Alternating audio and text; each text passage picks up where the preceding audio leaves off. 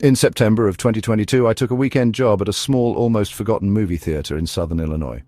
It was one of those old buildings tucked behind a strip mall, the kind that still had velvet seats, a popcorn machine that whined like it was in pain, and carpets that hadn't been replaced in decades. There were 5 screens total, and on most nights only 2 of them were in use. The place didn't see a lot of traffic anymore, just the occasional horror buff or older couples who didn't like the big chain theaters. I was mostly there to clean up after the last showings and help close. It was quiet work, exactly what I wanted. But I started noticing something strange about Screen 5 during my second week. It was the smallest auditorium, tucked down the farthest hallway, and no one ever seemed to sit there by choice. It always smelled faintly like mildew, even though we deep cleaned every few days. The bulbs in that room flickered more than the others, and the projection system glitched constantly. The manager used to joke that it was haunted, blamed it on the fact that the theater had once been part of a bigger structure that burned down in the late 70s. Part of that old foundation, he said, was still beneath Screen 5. I thought it was just a story until the night I had to lock up alone. It was a stormy Friday, and we only had about 10 customers that whole evening. Screen 1 had a new release, and Screen 3 had a cult classic marathon. Screen 5 was empty for most of the night until just before the last showtime, when a man came in alone, bought a single ticket to a horror film playing in Screen 5, and walked straight back without saying a word. Something about him felt quiet, like he absorbed the sound around him. He didn't make eye contact, wore a coat even though it was warm, and moved as if every step was too heavy. That was the only ticket sold for Screen 5 that night. When the last movie ended, I started my usual rounds, checking for left items, turning off aisle lights, making sure the exits were locked. I left Screen 5 for last. I remember hesitating outside the door. I hadn't seen the man leave. I even checked the hallway security monitor, but the camera for that screen had gone static around 11:12 p.m. and hadn't come back. When I stepped into the auditorium, it was freezing. Not cold, like air conditioning, freezing, the kind of cold that immediately hits your bones. I could see my breath in the beam of my flashlight. The projector was still running even though the movie had ended. Just black screen and a dull hum. The seats were mostly empty except for one row near the middle. That's where I saw him again, sitting perfectly still, not reacting to the light or the sound of the door. I called out, told him the movie was over, that we were closing. No movement, no response. I walked down the aisle slowly, heart pounding, trying to tell myself it was just a deep sleeper or someone messing with me. But when I got closer, I realized the seat he was in was empty. I was seeing him, but he wasn't there. It was like a shadow, shaped like a man, no features, no color, just darker than the dark around it. It sat still for a few seconds, then slowly turned its head in my direction. I dropped my flashlight and ran. I didn't stop at the lobby. I didn't lock anything. I ran straight out into the parking lot and sat in my car until sunrise. When I finally went back in the morning with the manager, everything looked normal. The projector was off, no sign of cold air or anything unusual, but on the screen in faint red lettering that hadn't been there before was a message. "Thank you for staying late." The manager brushed it off as a prank, maybe a leftover slide or some dumb joke from one of the projectionists. But we didn't use that screen again for weeks, and when we finally did, customers started complaining. Some said they felt someone breathing behind them during the movie. Others said the reflection in their phone's screen didn't match their movements. And one guy swore the ending of the film he saw was different than what he'd seen before, even though it was a well-known classic. When he tried to re-watch it at another theater later, the scene he described didn't exist. Eventually, the projector in Screen 5 broke for good. The tech said something had melted inside. It was easier to shut the room down than replace it, but here's the part that still gets me. About a month after that last showing, I was cleaning out some old files in the office and found a stack of forgotten incident reports. Most of them were minor, spilled drinks, tripped steps, but one, dated October 1981, caught my eye. A man had gone missing during a late-night showing in Screen 5. Security footage had glitched out. Seat check showed no one was there. He'd bought a single ticket, never left. The name on the report matched the name on the ticket stub from the man who came in the night I saw the shadow. Exact same name, no relative, no coincidence, same person, 41 years apart. I haven't been back to that theater since. But sometimes when I pass it on the highway at night, I still see one light on in the hallway to Screen 5, even though it's been sealed for months.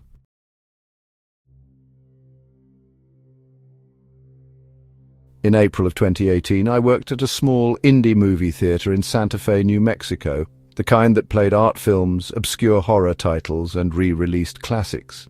The building used to be a vaudeville stage in the 1920s, later converted into a cinema, but never completely modernized. The original red curtains still framed the screen, and the upper balcony, though technically closed to the public, was often used for storage or left open for atmosphere. It had this strange stillness to it, like time didn't quite move the same once you stepped inside. During my first few weeks, nothing felt out of place, other than the occasional comment from longtime staff. They mentioned the balcony being off, or how some people refused to clean Screen 2 alone. I thought they were exaggerating. People always build ghost stories around old buildings. But the longer I worked there, the more I began to notice things I couldn't explain. It started with the curtains. They were meant to remain drawn back, held in place by two thick cords mounted behind the stage. But sometimes, between showings, I'd walk into the empty auditorium and find them slightly pulled in, just enough to block the corners of the screen.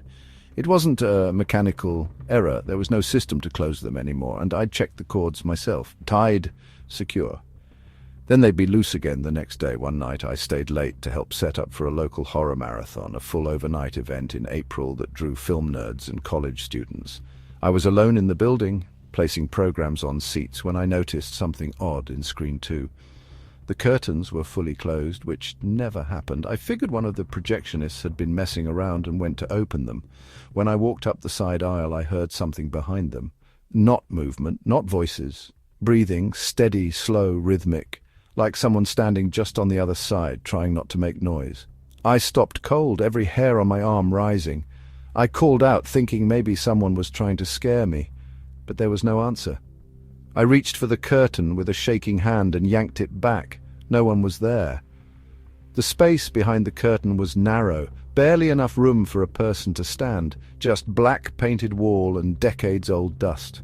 I stood there for a long time, not moving, until the projector light clicked on from above, casting a soft glow through the theater. I hadn't turned it on. The control room was locked. When I returned to the lobby, the monitors displaying each screen flickered. Screen 2, even though it was empty, showed a single figure seated in the third row, not moving. I went back in immediately, this time turning on every light. The room was empty. Not a single person there. But the curtains were closing again. The next day, I finally asked Marlene, one of the senior employees, if there was a story behind Screen 2. She hesitated, then told me about a performer who used to work there in the 1930s, a woman named Elsie Hart. She was a singer, a local draw before the place became a cinema.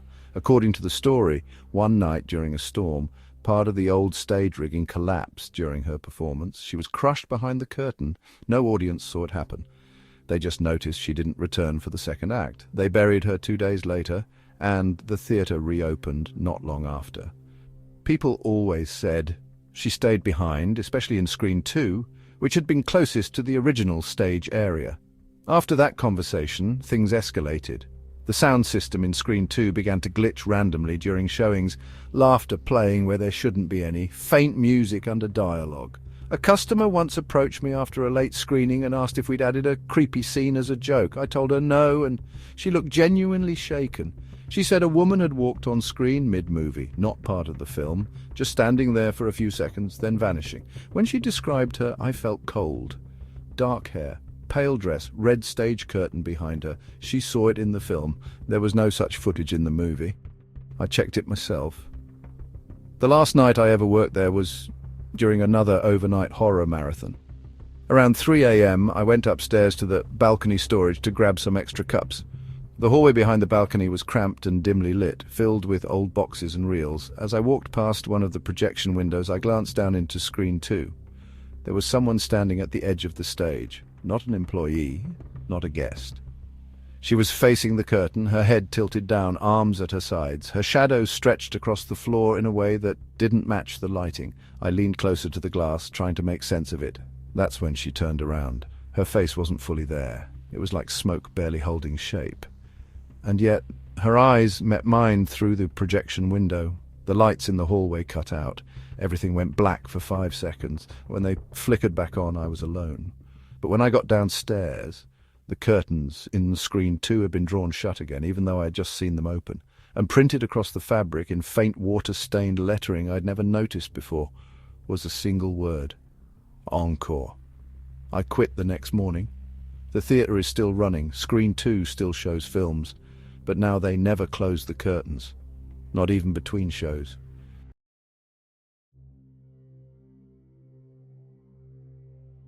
In August of 2019, I was hired as a projectionist for a historic movie theatre in Asheville, North Carolina. The place had been around since the 1920s, restored a few times but still holding on to its original charm, ornate ceilings, gold trim, and those weirdly tall red velvet seats that feel like they're swallowing you. The projection booth was tiny and tucked into a cramped room above the main screen. The equipment was a strange blend of old and new, modern digital projectors for current films and an ancient reel-to-reel system still used for special screenings. I was one of the few people on staff who knew how to operate both. One afternoon, while sorting through a stack of old film canisters in the storage closet next to the booth, I found a reel that wasn't labeled. No title, no studio code, just a metal tin that smelled faintly of mildew and something sour like rotting paper.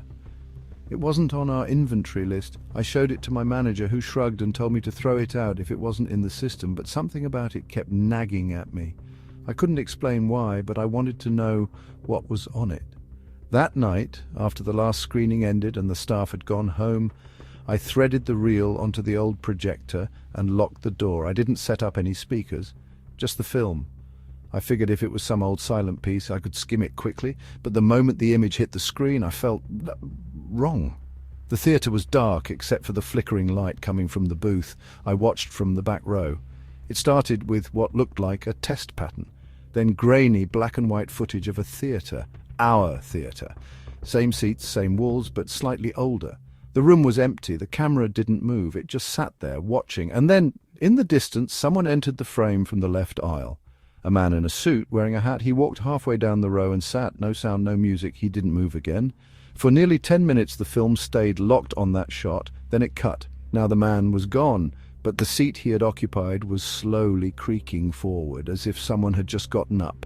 The camera began to move now, panning toward the screen. The frame went dark. Then something I couldn't explain happened. The screen on the film lit up and showed the back of someone's head, my head. I was sitting in the same seat, same row, watching myself on the screen, watching the film. My heart nearly stopped.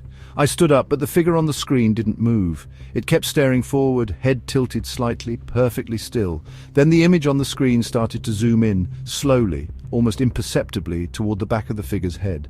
The grain intensified. The flicker grew faster, then it cut to black. I ran to the booth and shut everything down, pulled the film off the reel and stuffed it back into the canister. I tried to laugh it off, but my hands were shaking. I left it locked in the booth and didn't tell anyone.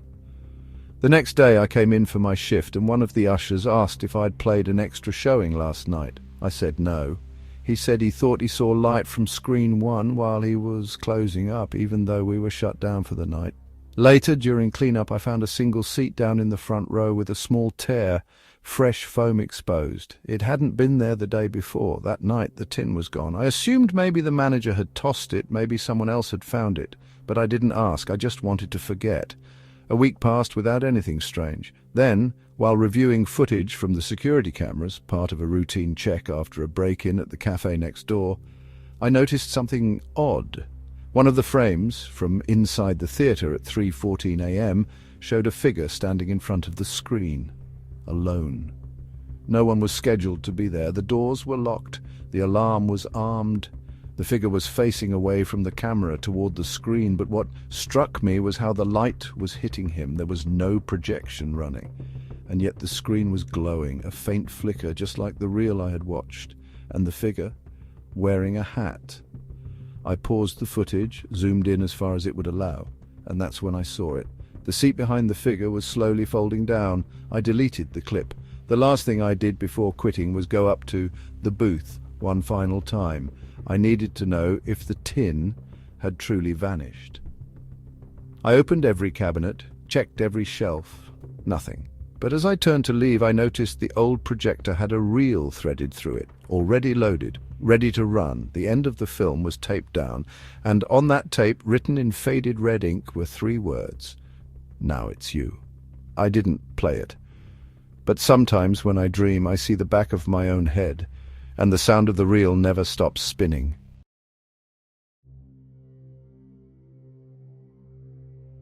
Sometimes the real horror doesn't play on the screen. It watches from the shadows between the seats. If these true movie theater stories sent a chill down your spine, don't forget to like, share, subscribe, and hit the bell icon, because the next time the lights go down, you might not be alone.